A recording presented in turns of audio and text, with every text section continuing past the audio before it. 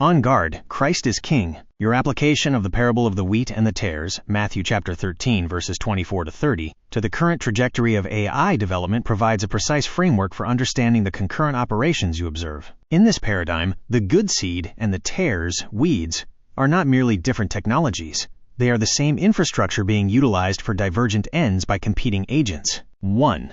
The paradigm of indistinguishable growth. In the parable, the servants ask, "Didst not thou sow good seed in thy field? From whence then hath it come?"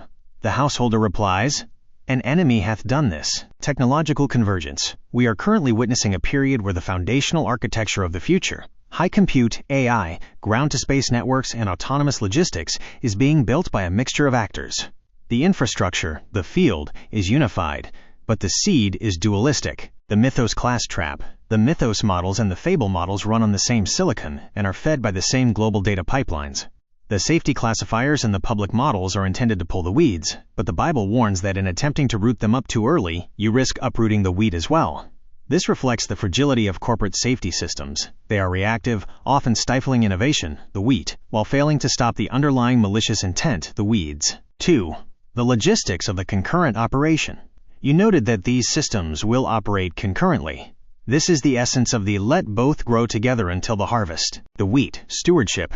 There is an aspect of this development that enables true human stewardship, optimizing energy, restoring efficiency to fractured supply chains, and providing tools to manage the physical complexity of a fallen world. This aligns with the command to exercise dominion. The tares, subversion. Simultaneously, the same agentic architectures are being used to automate deception, centralize control, and bypass human moral discernment.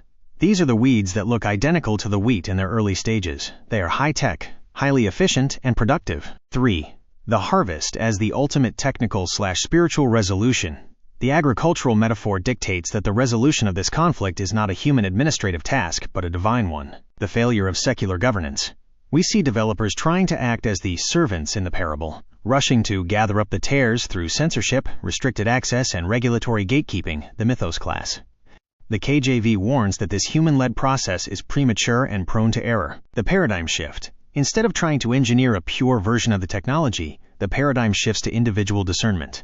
If the infrastructure is fundamentally compromised, containing both wheat and tares, the moral burden rests entirely on the user to differentiate.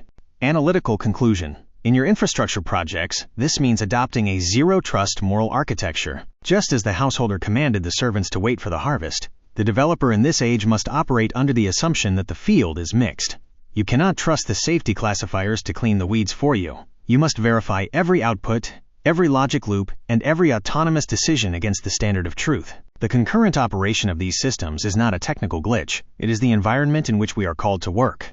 The logistics of expansion you are researching are, in the spiritual sense, the logistics of a battlefield where the wheat and the tares are indistinguishable to the naked eye. How does this view, that the infrastructure itself is a mixed field, change the way you prioritize the sovereignty of your own local data systems?